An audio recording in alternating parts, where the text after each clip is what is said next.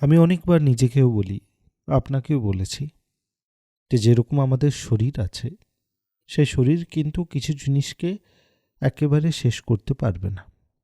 Number one, আমাদের মনের মধ্যে কাম ইচ্ছে একেবারে শেষ করা যায় না, কম করা যেতে পারে।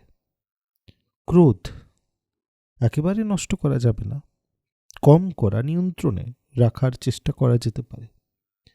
ঠিক সেরকমই হলো আমাদের মনের যে অহংকারের ভাব, সেটাকে একেবারে নিষ্ক্রিয় করা বড় মুশকিল, কিন্তু যদি আমরা চেষ্টা করি তাহলে সেটাকে বড় সুন্দর ম্যানেজ করে নিয়ন্ত্রণ করে রাখতে পারি। আর এই যে নিয়ন্ত্রণ করার জন্য যেটা সব থেকে বেশি দরকার, সেটা হচ্ছে যে আপনার যে অহংকার আছে, সেই অহংকারকে একটা অন্য পথ, একটা অন্য দৃষ্টিকোণ, একটা অন্য আলো দেখিয়ে দেওয়া। যে পথে সে যাচ্ছে সেখানে তাকে লাগে যে সেই সব জায়গাতে রাজা। তোকে শুধু এটুকুনি বোঝা যে না, তুমি রাজা নও, কিন্তু হ্যাঁ, তুমি একেবারে প্রজাও নও, তুমি মন্ত্রীর কাছাকাছি। আর এই যে মন্ত্রীর কাছাকাছির ব্যাপারটা যদি বোঝানো যেতে পারে কোনো মানুষকে, কোনো মানুষের মনকে, যে তুমি সমস্ত জিনিসকে চালাচ্ছ না, কিন্তু যখন তোমাকে দায়িত্ব দেওয়া হয়েছে তখন তুমি নিজের সব থেকে বেস্ট দিয়ে সেই কাজটাকে পূর্ণ করো।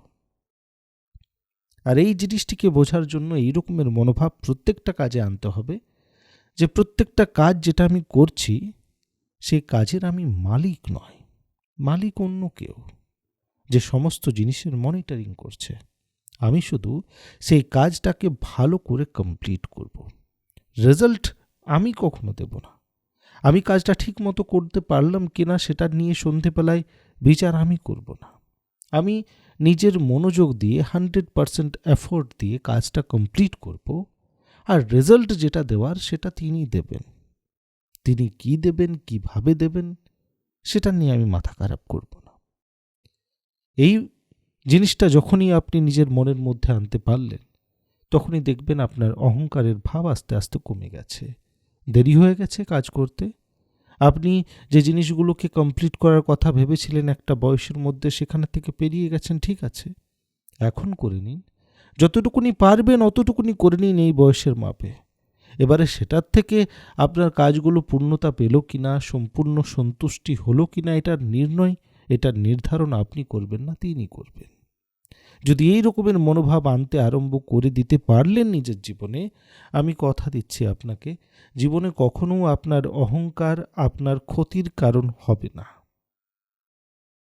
আপনার এখনো সেই দায়িত্বই আছে, শুধু দায়িত্বর যে মাপ আছে সেটাকে একটু অন্য দিশা, একটা অন্য দৃষ্টিকোণ দেওয়া হয়েছে, যে না, আপনি যে কাজটি করছেন সেই কাজের আপনি রাজা নন, সেই কাজের আপনি মন্ত্রী, সিপাহী, সৈনিক, সামন্ত, কিছুও বলে দিন। কাজের অনেকটা অধিকার আপনার কাছে আছে, কিন্তু আপনার উপরে কেউ আছে। যখনই আপনি নিজের কাজের নিজেই মাথা হতে যান, তখনই সবথেকে বেশি ভয় আসে সেই কাজের ক্ষতির জন্য। তখনই সবথেকে বেশি ভয় আসে যে আপনি অহংকার বশত সেই কাজের ক্ষতি না করে ফেলুন। এই অহংকার বশত কাজগুলো যাতে খারাপ না হোক, তার জন্য এই ছোট্ট টিপস নিজের জীবনে অ্যাপ্লাই করে দেখুন। দেখবেন অহংকারের উপরে সুন্দর নিয়ন্ত্রণ করতে পারছেন। জীবনে কখনো অহংকারের নিয়ে অনেক বড় সমস্যাতে ভুগতে হচ্ছে না। আর এটা এতটাই কার্যকর, যে কোনো দিন আপনি এটাকে আরম্ভ করুন, আর সন্ধেবেলায় রেজাল্ট দেখতে পাবেন। ভিডিওটি ভালো লাগলে অবশ্যই শেয়ার করবেন। লোকনাথ বাবা ইউটিউব চ্যানেলে আমি ছিলাম বিপ্লব আপনাদের সঙ্গে।